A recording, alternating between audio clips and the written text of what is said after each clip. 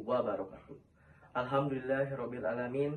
Segala puji bagi Allah Subhanahu wa taala yang telah memberikan kita rahmat, taufik dan hidayahnya kepada kita semua. Dialah yang memberikan kita udara kehidupan dan juga memberikan kita kesempatan untuk tetap berjumpa pada Ramadan bulan suci kali ini. Salawat serta salam marilah kita junjung Nabi besar kita, Nabi Muhammad SAW. Baiklah, pada kesempatan kali ini saya ingin menyampaikan tausiah atau kultum yang bertemakan Ramadan sebagai momentum hijrah menuju pribadi yang lebih bertakwa.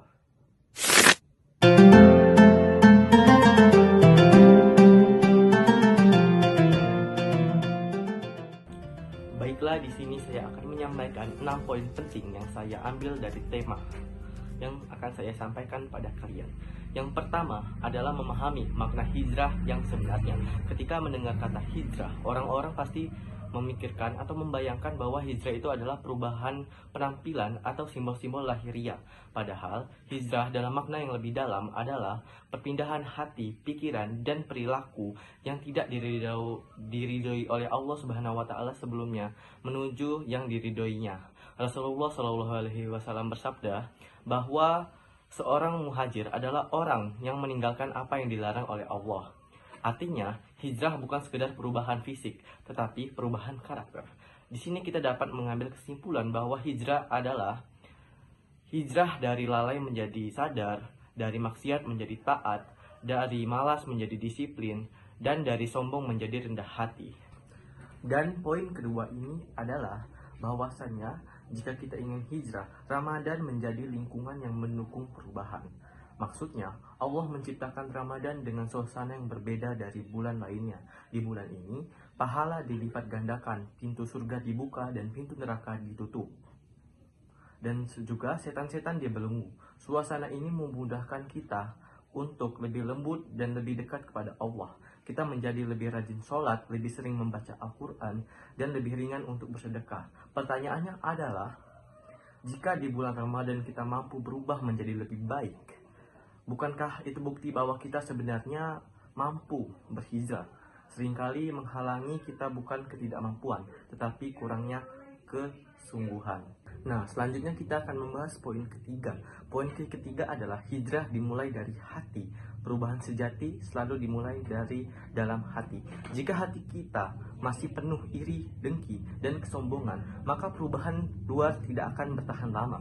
Ramadan melatih kita untuk tetap sabar dan membersihkan hati kita dengan memperbanyak istighfar, membaca doa, dan memaafkan orang lain, dan memperbaiki niat dalam hidup kita sehari-hari. Maka hati yang bersih akan melahirkan sikap yang baik dan tidak mudah menyerah, tidak mudah menyalahkan orang lain, tidak merasa paling benar. Hijrah bukan tentang menjadi sempurna, tetapi tentang terus berkembang lebih baik lagi. Dan poin keempat, hijrah dalam kehidupan sehari-hari tidak harus langsung besar dan drastis. Maksudnya di sini adalah mulailah dari langkah kecil, karena dari langkah kecil tersebut akan menjadi besar. Hijrah seperti hijrah dalam ibadah, menjaga sholat 5 waktu, tepat waktu, dan membiasakan membaca Al-Quran setiap hari. Tidak meninggalkan doa, hijrah dan akhlak, mengurangi berkata kasar, menghindari ghibah, dan itu membuat kita lebih menghormati yang lebih tua atau orang tua dan guru.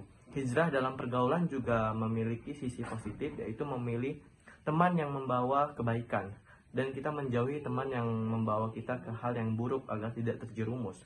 Dan kita juga dapat bijak dalam menggunakan media sosial selama Ramadan, karena itu dapat melatih kita untuk menahan diri kita. Jika kita tak mampu menahan lapar, kita juga bisa menahan diri kita. Selanjutnya, poin kelima, tantangan setelah Ramadan. Banyak orang-orang di sini hanya beribadah dan rajin ketika bulan Ramadan. Namun setelah bulan Ramadan berlalu, semangat mereka hilang. Di sini kita dapat bertanya, apakah Ramadan hanya ritual tahunan, ataukah benar-benar menjadi titik awal perubahan hidup? Keberhasilan Ramadan bukan diukur dari beberapa meriah buka puasa kita, tetapi dari seberapa besar perubahan yang terjadi dalam diri kita. Jika setelah Ramadan kita lebih menjaga sholat, lebih lembut dalam bicara, dan juga kita lebih peduli kepada sesama, maka itulah tanda bahwa kita telah berhasil hijrah.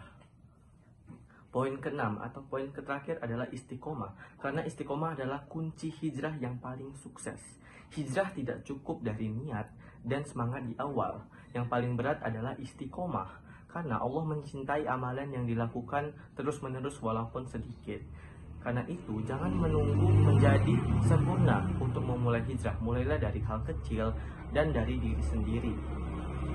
Mungkin itu saja yang bisa saya sampaikan. Hadirin, mungkin itu saja yang dapat saya sampaikan. Ramadan adalah hadiah besar dari Allah untuk kita.